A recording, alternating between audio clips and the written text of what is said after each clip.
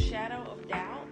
He's a villain who spreads doubt and confusion about God's plan for us. Crazy, huh? He flopped back inside. Flop, flop, flop. Tugged off his mittens, untied his scarf, unsnapped his coat, unbuttoned his shirt. Gas is something that has no space or size of its own. Gas is spreaded into space around a star. A huge ball of gas. Low. Very good.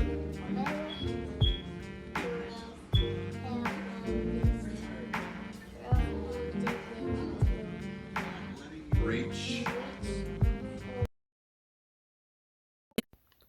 The Day You Begin, written by Jacqueline Woodson, illustrated by Rafael Lopez.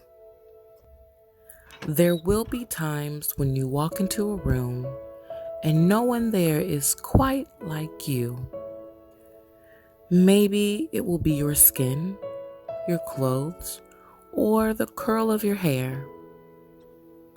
There will be times when no one understands the way words curl from your mouth, the beautiful language of the country you left behind.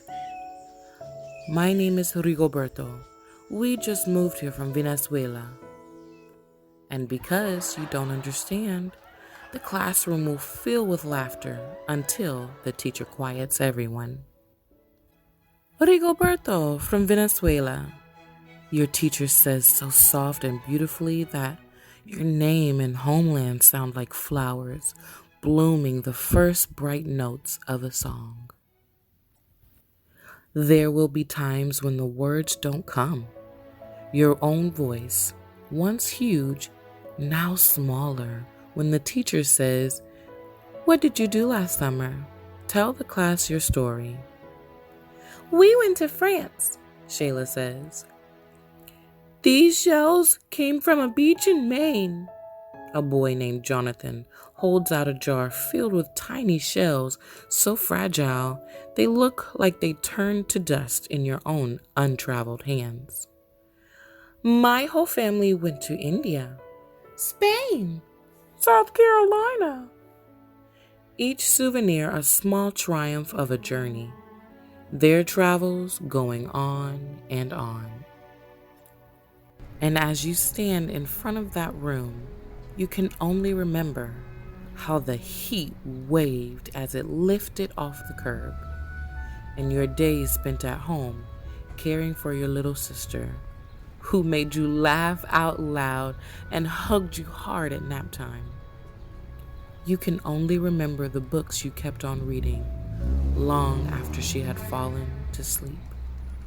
And in that room, where no one else is quite like you, you'll look down at your own empty hands and wonder, what good is this when other students were flying and sailing and going somewhere? There will be times when the lunch your mother packed for you is too strange or too unfamiliar for others to love as you do. When even your own friend Naja will wrinkle her nose and say, "What's in there anyway?" And you'll wonder how she doesn't see the rice beneath the meat and kimchi. You'll wonder why she doesn't remember that rice is the most popular food in the world. There will be times when the climbing bars are too high, the run is too fast and far. The game isn't one you can ever really play. "I don't want him on our team." You can watch. Maybe you can have a turn later. There will be times when the world feels like a place that you're standing all the way outside of. And all that stands beside you is your own brave self, steady as steel and ready even though you don't know what you're ready for. There will be times when you walk into a room and no one there is quite like you, until the day you begin. to share your stories. My name is Angelina, and I spent my whole summer with my little sister. You tell the class, your voice stronger than it was a minute ago. Reading books and telling stories, even though we were right on our block, it was like we got to go everywhere. Your name is like my sister's, Rigoberto says. Her name is Angelina too. And all at once, in the room where no one else is quite like you, the world opens itself up a little wider to make some space for you.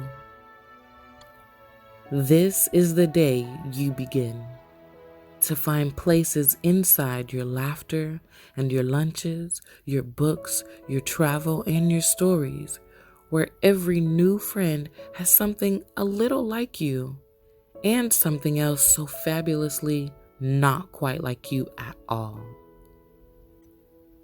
The end.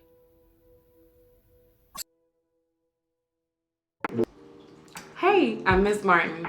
Thank you so much for coming to read with me today. Before you leave, I really want you to say this affirmation with me. I am ambitious, I am beautiful, I am capable, and I am deserving. I'm an A.B.C.D reader. Again, thank you so much for coming to read with me. I'll catch you in the next story. Bye.